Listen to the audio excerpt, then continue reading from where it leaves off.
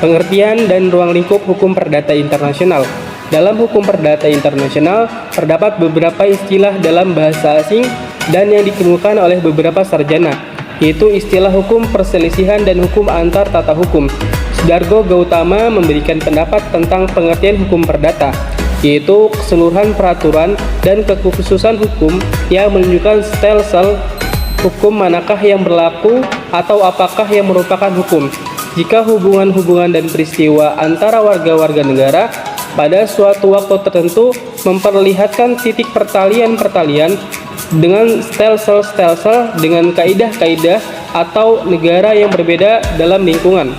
Pergaulan masyarakat internasional menyebabkan saling bertemunya sistem-sistem hukum negara-negara di dunia yang sederajat kedudukannya. Akibat terjadinya interaksi transnasional tersebut menunjukkan adanya keterkaitan antara peristiwa dengan lebih dari satu sistem atau kaidah-kaidah hukum negara-negara yang berbeda. Dengan demikian, timbul persoalan-persoalan khas yang dapat dianggap sebagai masalah-masalah pokok HPI. Adapun ruang lingkup dari hukum perdata internasional ini terdiri dari yang tersempit, yang terluas, yang lebih luas lagi, dan yang terluas. Selanjutnya, titik pertalian dalam hukum perdata internasional. Titik taut atau titik pertalian berarti hal-hal atau keadaan yang menyebabkan berlakunya suatu stelsel hukum. Dalam hukum perdata internasional dikenal dua macam titik pertalian, titik taut yang lain antara lain titik pertalian primer dan titik pertalian sekunder. Titik pertalian primer digunakan untuk mengidentifikasi ada tidaknya unsur asing dalam suatu peristiwa yang menyebabkan peristiwa tersebut masuk dalam perkara HPI. Sedangkan titik pertalian sekunder ditunjukkan untuk membantu menentukan hukum mana yang harus diberlakukan terhadap persoalan hukum perdata internasional yang sedang dihadapi.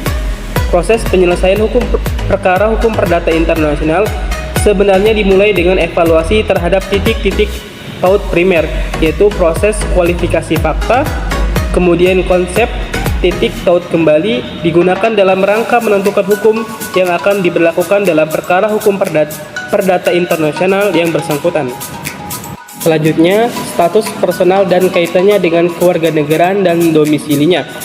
Status personal dapat dimaknai dengan sebagai keadaan-keadaan yang menunjukkan adanya kaitan atau antara fakta-fakta yang mengenai pribadi yang ada di dalam suatu perkara dengan sistem yang berlaku. Adapun ruang lingkup status personal secara umum dibedakan menjadi tiga, yaitu ruang lingkup menurut konsepsi yang luas, ruang lingkup menurut konsepsi yang agak sempit, dan ruang lingkup menurut konsepsi yang lebih sempit. Proses dalam menentukan status personal seorang dalam hukum perdata internasional secara umum dapat diklasifikasikan menjadi dua jenis, yaitu menurut asas nasionalitas dan kewarganegaraan atau lex patriae, dan menurut asas teritorial atau lex domisili. Salah satu hal yang menentukan kaitan erat dengan status personal sendiri adalah pembahasan tentang kewarganegaraan. Menurut pasal 1 angka 1 Undang-Undang Negara Republik Indonesia tahun 1945, maksud dari kewarganegaraan adalah segala hal yang berhubungan dengan warga negara. Adapun asas-asas dalam proses penentuan kewarganegaraan setidaknya terbagi menjadi dua, yaitu asas tempat kelahiran dan asas keturunan. Yang dari dua asas ini akan menimbulkan akibat hukum yang berbeda bagi status kewarganegaraan seseorang, apakah bipatri atau apitrati yang lain sebagainya. Konsep domisili yang jamak dikenal ialah negara atau tempat menetap yang menurut hukum dianggap sebagai pusat kehidupan seseorang. Sebab istilah hukum domisili ini pada awalnya didasarkan pada kedamaian permanen yang dimiliki oleh seseorang. Dan hukum perdata internasional Inggris, domisili yang terbagi menjadi tiga, yaitu domisili of origin, domisili of choice, domisili by of fellowship, dan of the law dan the right of the rival. Selanjutnya adalah kualifikasi.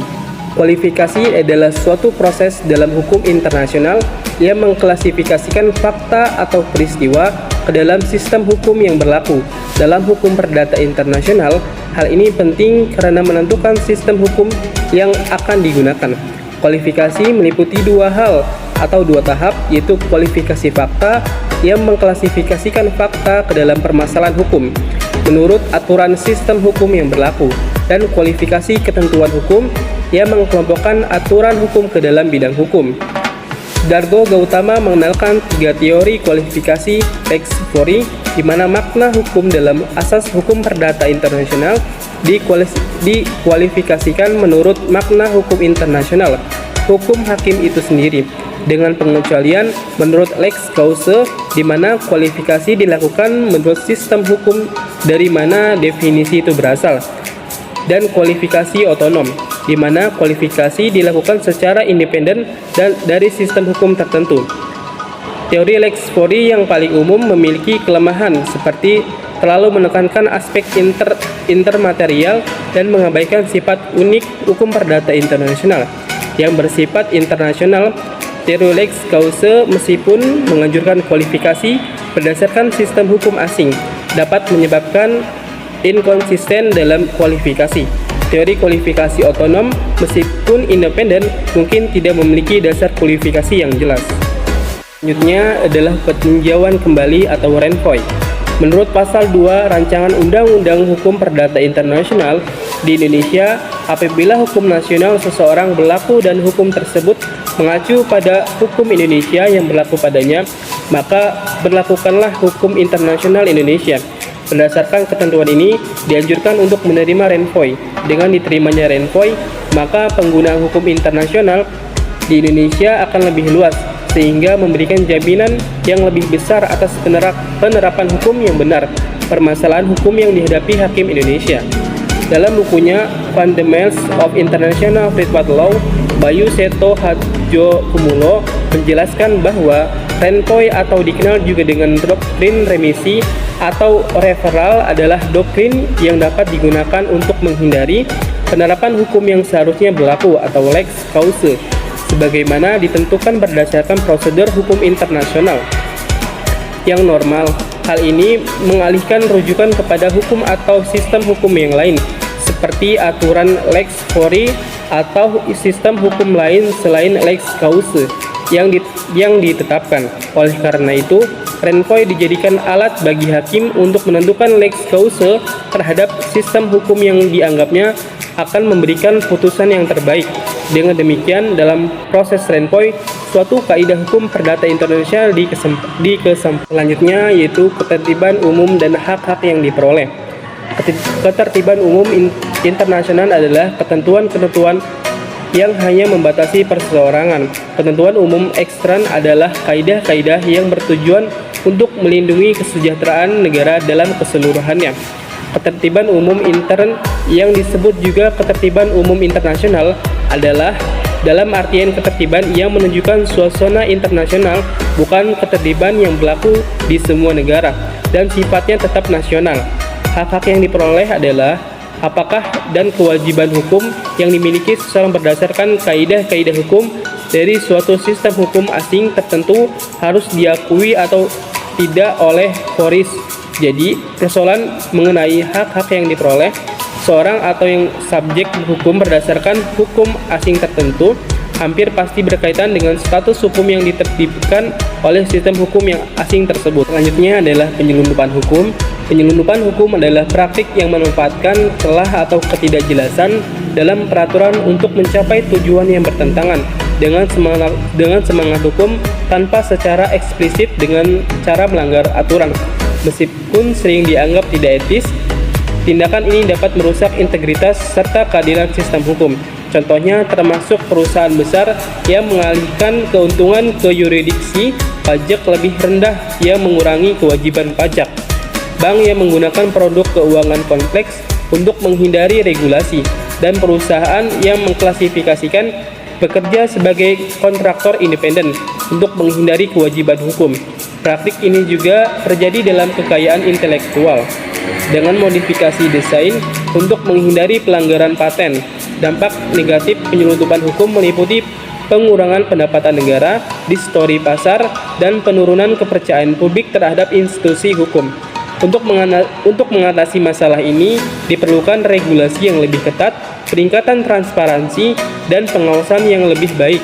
serta kolaborasi internasional dan edukasi publik untuk menjaga integritas sistem hukum dan mencapai keadilan serta persaingan yang sehat di pasar.